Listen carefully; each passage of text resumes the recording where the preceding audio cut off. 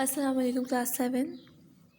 Today we are going to do the remaining questions of chapter 19. It's on page number 240. See question number 7.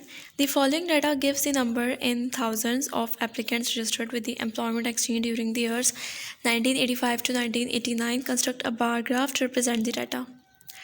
Here you are given the year, also the number of applicants in thousands, okay, and you have to represent this data with the help of a bar graph. Now see, first of all, represent the axis, the horizontal axis, which is called the x-axis, and the vertical axis, which is also called the y-axis. In the horizontal axis, we have written the values, we have written the years, okay, we have mentioned the years, and in the y-axis, we have written the values of the number of applicants, okay. Now, see the data again. In the year 1985, number of applicants is 10, okay. See, the bar extends from 0 to 10, of course, okay. Now in the year 1986, the number of applicants is 15. So of course, in the year 1986 here, the bar extends from 0 to 15, okay. Also in the year 1987, number of applicants is 20. So the bar extends from 0 to 20, okay. In the year 1988, the bar extends from 0 to 25.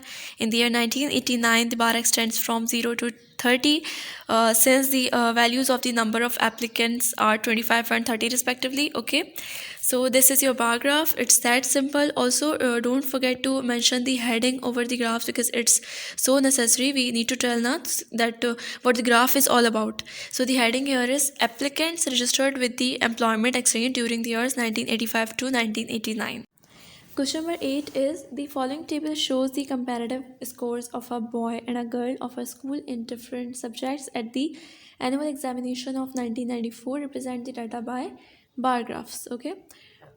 Earlier the questions you have solved, you were given only the quantity, only the data of one quantity. But in this question, you are given the marks scored by the boy as well as marks scored by the girl, okay.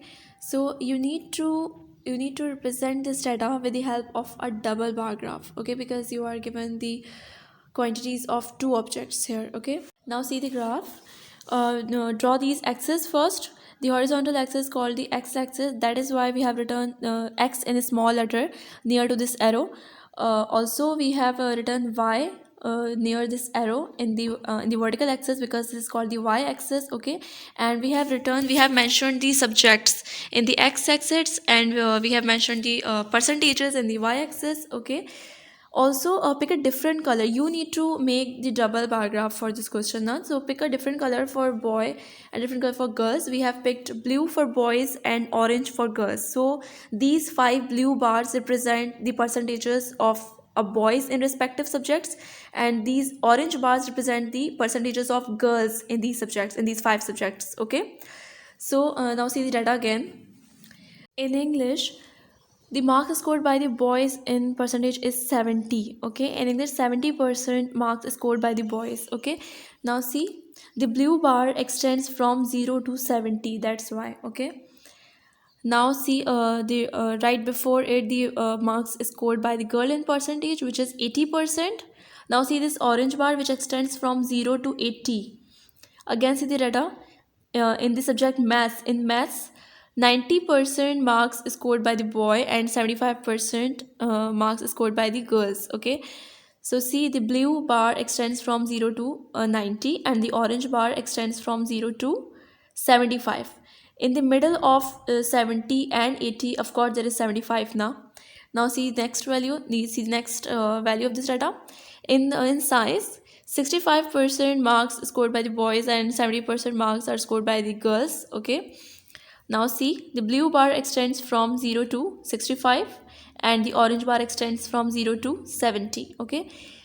Now in SST, 60% marks scored by the boys and 65% marks scored by the girls, okay. Now see, the blue bar extends from 0 to 60 and the orange bar extends from 0 to 65, okay.